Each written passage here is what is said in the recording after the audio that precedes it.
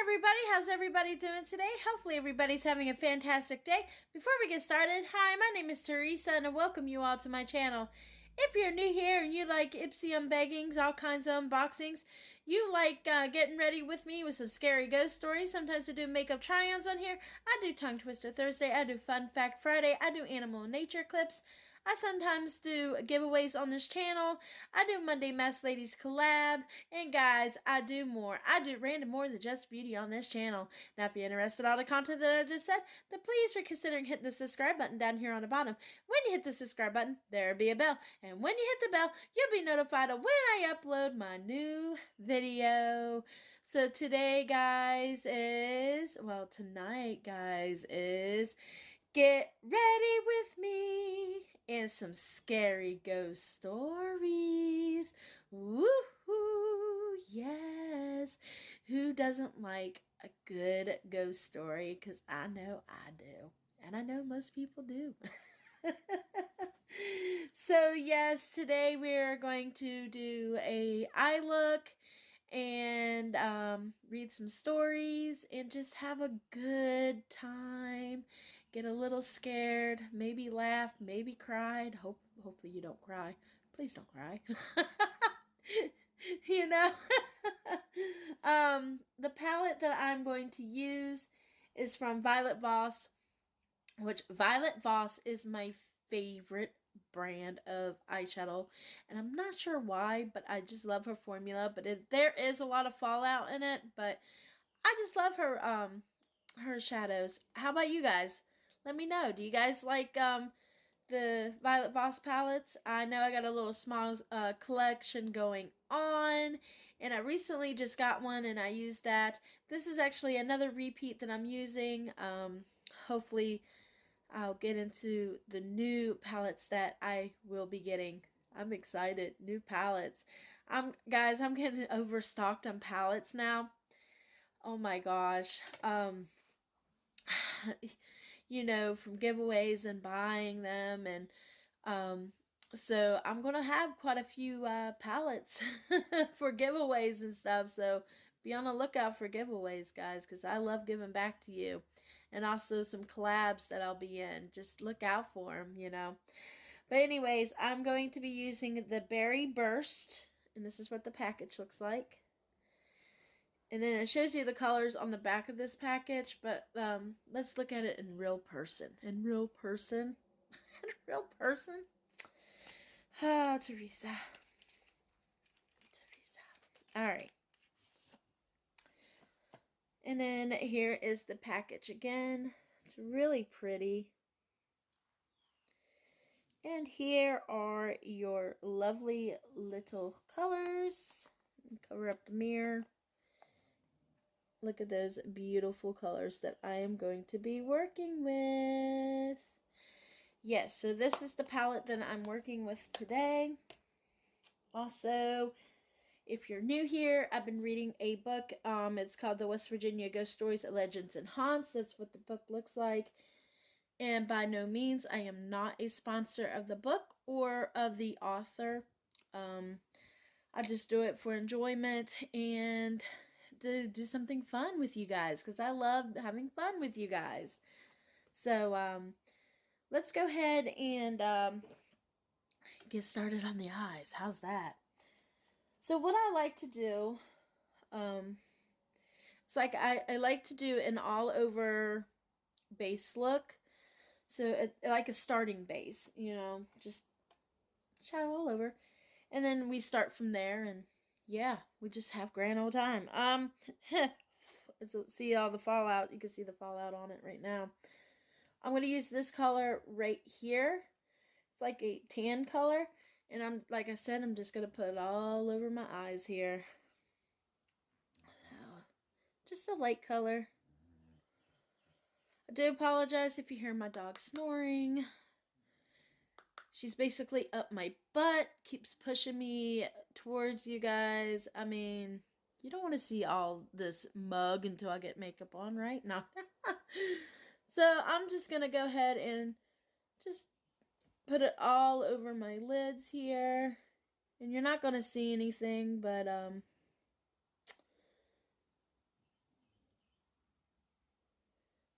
Just a light color. How's everybody's night going so far? Are you having a good night, a good Saturday? Are you guys ready for Father's Day tomorrow? I know that's coming up. And hopefully you guys are going to have cookouts and stuff like that. And, you know, it's not only for guys either. It's for moms, too, who have to be dads. You know what I mean. Because some children don't have dads and everything, and so mom has to step up and be not only mom, but has to step up to be the dad figure in this child's life. That has I've seen this happen because my sister had to do both because she ended up getting pregnant and everything with my niece, and the father left, and my niece never got to meet her dad. And my niece is 25 years old now. She has 2 girls, beautiful girls. I love those girls. They make me laugh. They're so cute. And they both have different dads also, but they both know their dads, which is awesome. They're very active with their dads, so that's always a good thing. So, all right. So I just went ahead and put the all over base. I don't know if you can see that, but just put that all over my eyes. Let's go ahead and do my crease, and then we're going to get into a story. Story time. Yay. And my crease, I'm going to do this like dark red right here.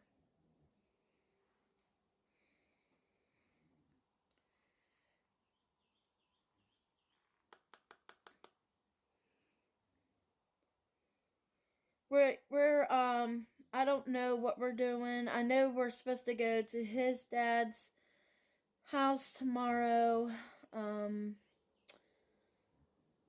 Maybe have a little cookout and have him open his gifts and stuff. And just, you know, relax with family. And then maybe I can go to my dad's grave and put some flowers and stuff on there for him. Because I miss my dad every day. My dad has always been my hero. My dad was a very quiet man. Was, you know, he loved to be outdoors. He worked a lot outdoors. Worked on cars, worked on motorcycles. You know, he was just a good man. He did, you know, he would give his shirt off his back. And I think I get a lot of my kindness from him. You know, I mean, just really laid back. He would do anything for anybody. And I miss him every day. Miss him every day. I lost him a couple years ago. He had cancer. He had throat cancer. And it was the same day my niece was giving birth to her second child. My dad ended up in the hospital, and and that's when, you know, they admitted him, and he ended up getting cancer, you know, in the throat, and we didn't really realize how bad it was. They wanted to put him on you know, treatments and stuff like that, and he never got a chance to do all that. He actually just passed away. He's just got a lot of weak, and I miss him. But my dad is my hero. So what do you guys think about your dads? Is your dad your hero? Do you love your dad? Um, a lot. I mean, I know some people don't get along with their dads, but my dad was a very blessed man. I was very blessed to have him. But anyways, let's go ahead and read a story. Story time. Yes. Let's see. Where did we leave off at? We left off on Camp Hill marching ghost troops. Ooh. Troops. Ghostly troops. Woo. And this is in Jefferson County. This looks like, it says the Armory Center image of West Virginia Regional and History Center. I don't know if you can see that. Let me put my mirror down here. Because my mirror is like, can you see that right there? Looks interesting. I've never been there. Okay. When George Washington became president, he took a great interest in protecting the United States. He felt an army was needed and that army would need supplies. Instead of relying upon other countries for guns and ammunition, he began setting up permanent federal armies in the U.S. One such arsenal was planned for the riverfront at Harper's Ferry to be called United States Armory and Arsenal at Harper's Ferry. Didn't know that.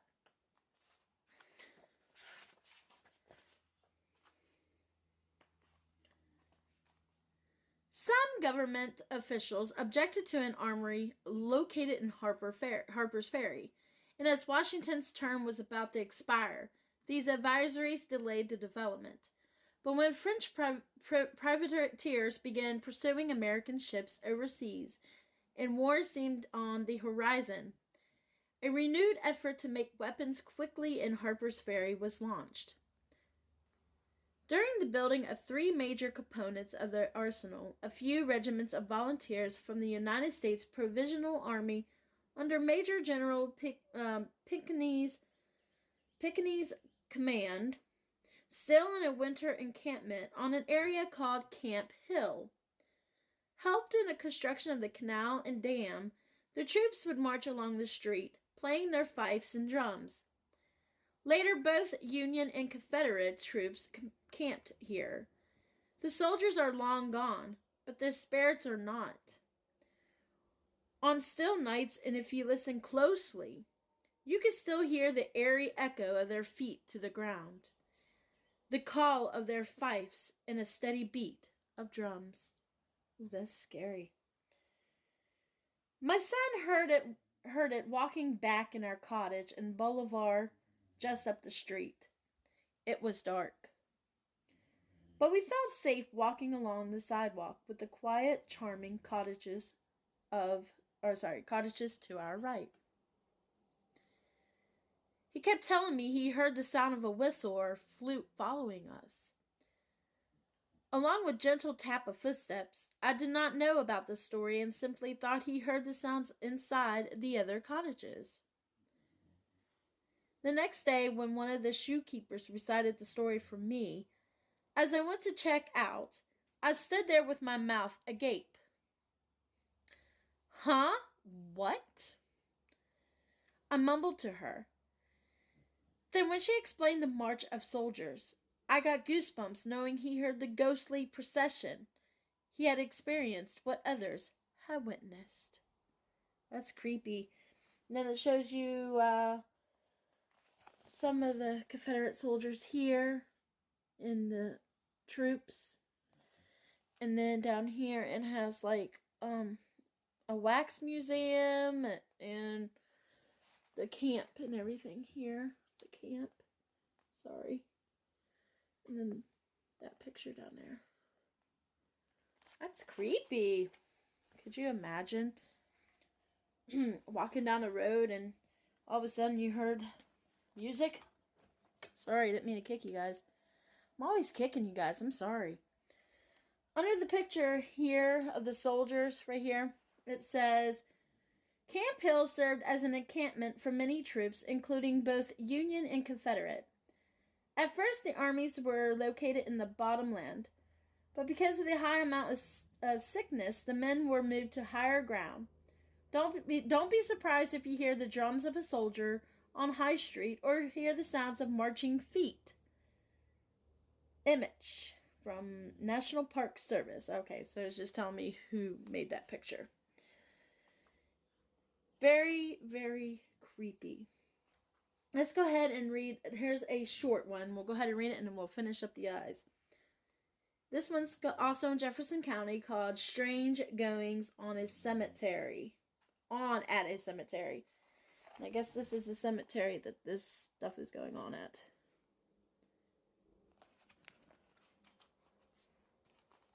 And it says, Shirley Dougherty, a town storyteller historian, once related an account about a Dr. Charles Brown, who in 1824, and upon his death, asked to be buried in the Harper Cemetery in a standing position in a casket with a glass window with his head visible above ground. After many years, the glass was broken, and a head laid exposed in the cemetery. Much to everyone's horror, a passerby caught a group of schoolchildren cutting through the cemetery and playing a rousing game of kickball with the skull. The cemetery caretaker quickly reinterred the corpse. The story lives on with accounts of a shadowy man in a top hat lurking around the stones that must believe to be the doctor. Ooh, that's scary. Yeah, that's pretty creepy. Alright, so we're going to leave off. It's called Screaming Jenny. We'll read that one here in a little bit. Let's go ahead and finish up our eyes. Well, my eyes. Alright. So. Why is this one... Every time, this side looks... Okay, let me see something here. I'm going to make this a little bit doctor.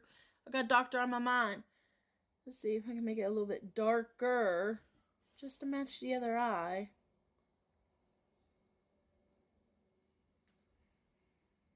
I did that the last time, and I watched my video, and I was like, what the heck did I just do? One eye's darker than the other. Told you, I'm no professional. I just like playing with makeup. Alright, so.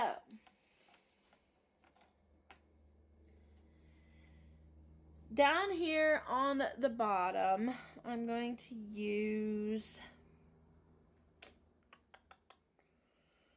this chocolate color right here. Yes, I'm going to use that chocolate right there. Let's see how that goes. We'll see.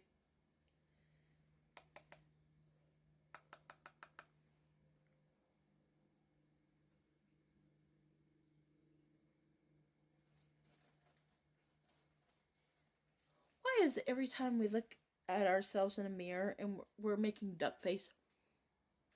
I mean, people used to do that in photos. I'm like, what the heck? Why do we do that?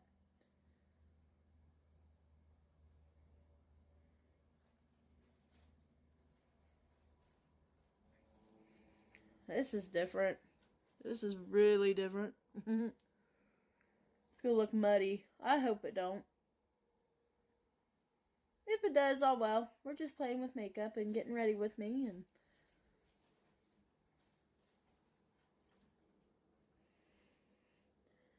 it looks like strawberry and chocolate. To me it does.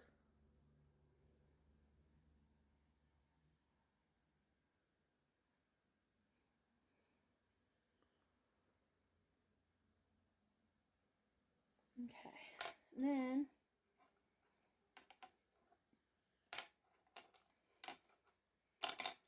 we're going to take the same fluffy brush. I'm going to go with a color I don't know, but I'm going to put it all up here. I'm going to do that color right there. I'm going to get ready for Valentine's Day, and it's not even that time. We don't want to rush it, guys. We don't want it to be Valentine's. We want summer to stay here for a little bit. So I was done with the cold anyways. Just gonna put that all up in there.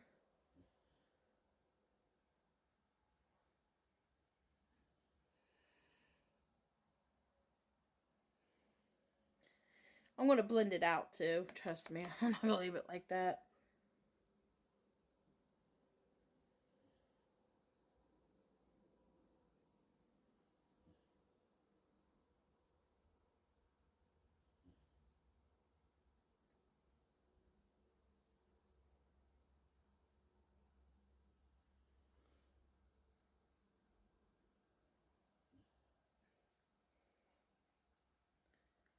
a little bit more.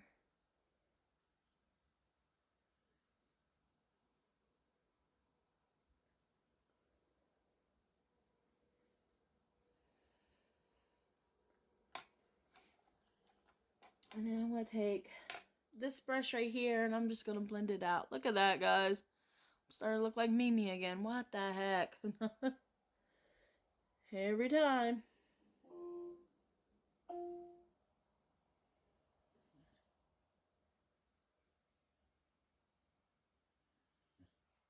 I'm going to blend it out because I don't want it to be like that dark.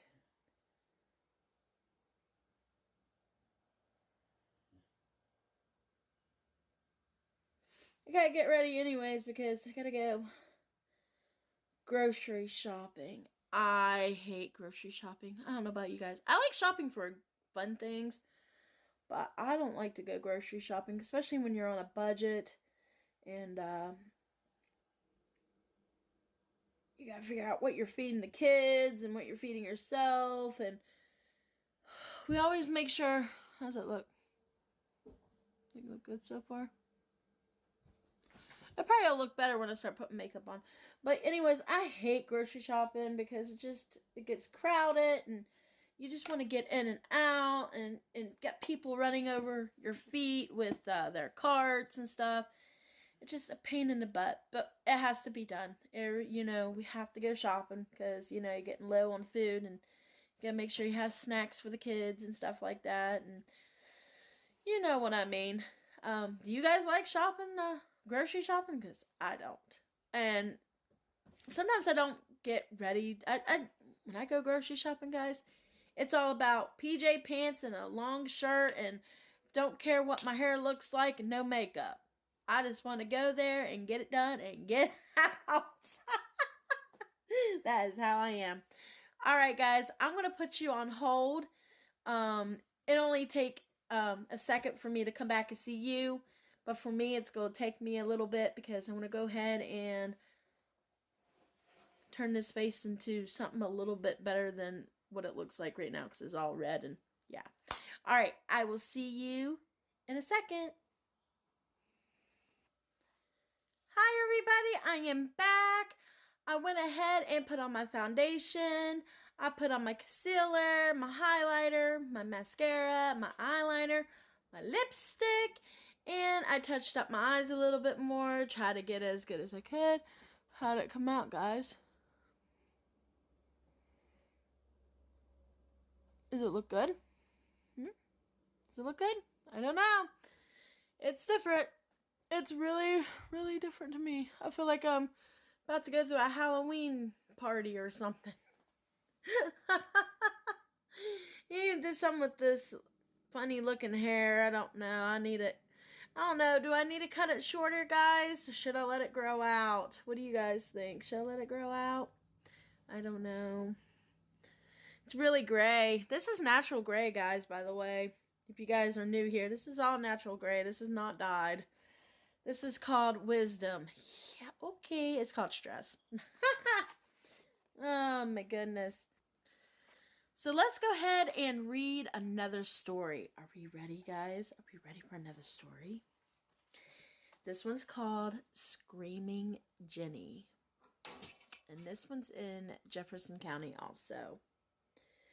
And this must be the town that Screaming Jenny is located at.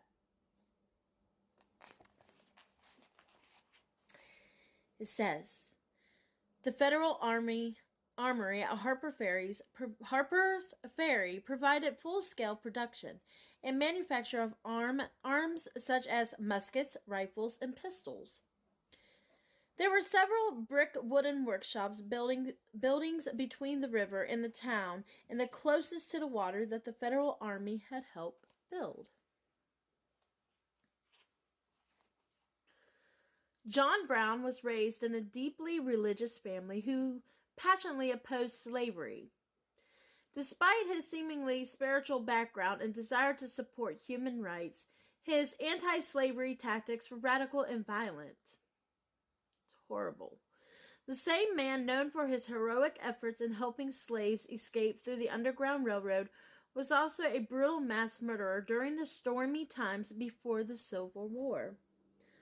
On May 24th, 1856, he and 7 men entered the pro-slavery town of Pottawatomie Creek. What a name. They dragged a farmer, James Doyle, and his 3 young sons, John, age 16, Drury, age 20, and William, age 22, from their beds in a Kansas farmhouse at midnight. James' wife, Mahala Doyle, begged for the life of her youngest son, John, who was allowed to go back into the cabin. Then 100 yards from the house, Brown and his sons shot down and hacked the unarmed father and sons to death. That's really sad. The man owned no slaves and was but a poor farmer.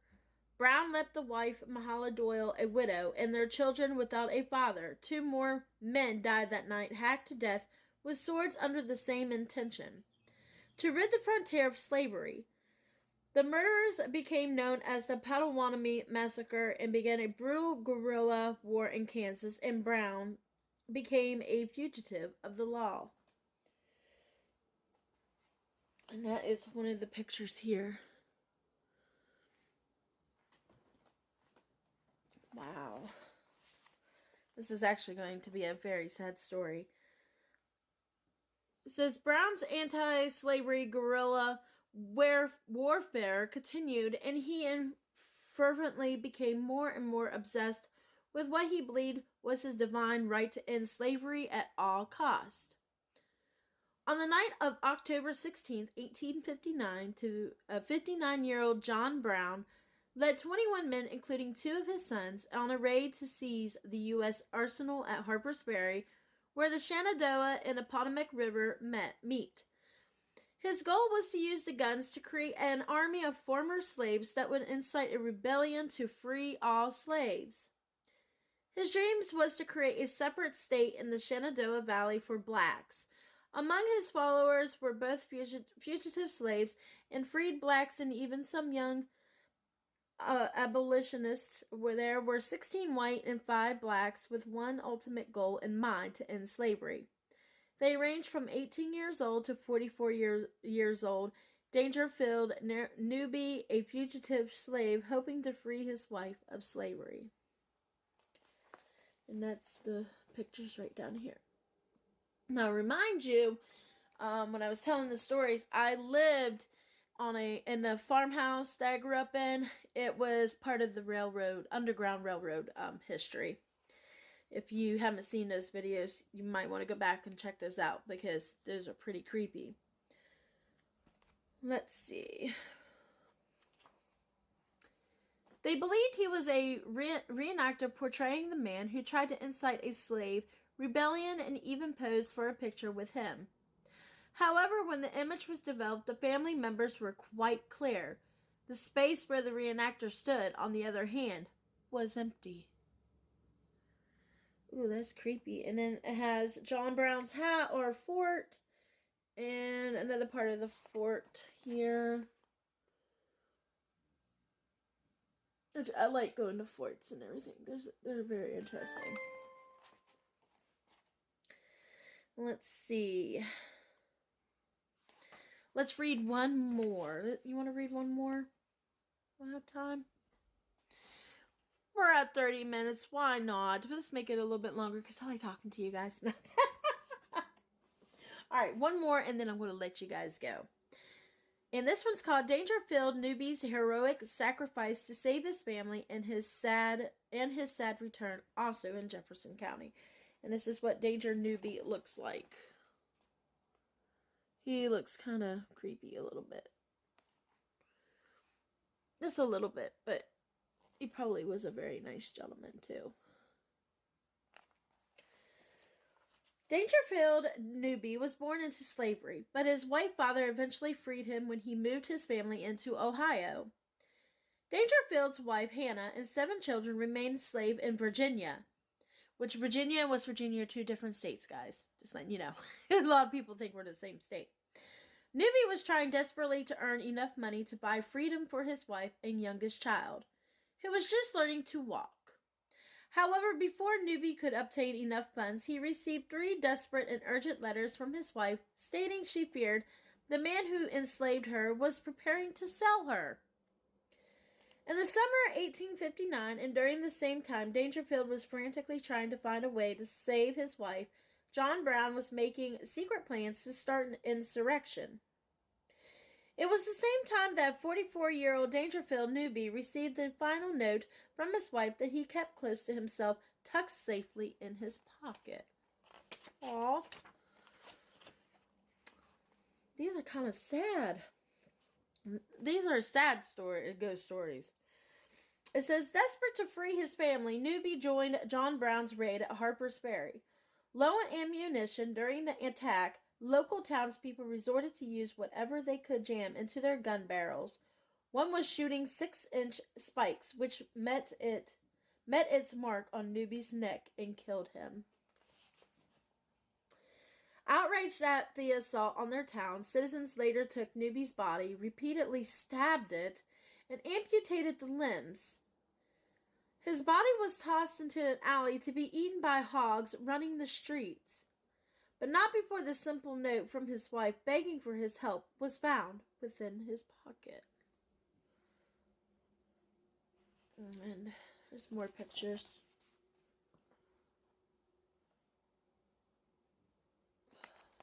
That's horrible. In this big box it says, oh, this is the letter I get. I'm assuming this is the letter to the husband from the wife. Dear husband, your kind letter came duly to hand, and it gave me much pleasure to hear from you, and especially to hear you are better of your rheumatism, and hope when I hear from you again, you may be entirely well. I want you to buy me as soon as possible, for if you do not get me, somebody else will.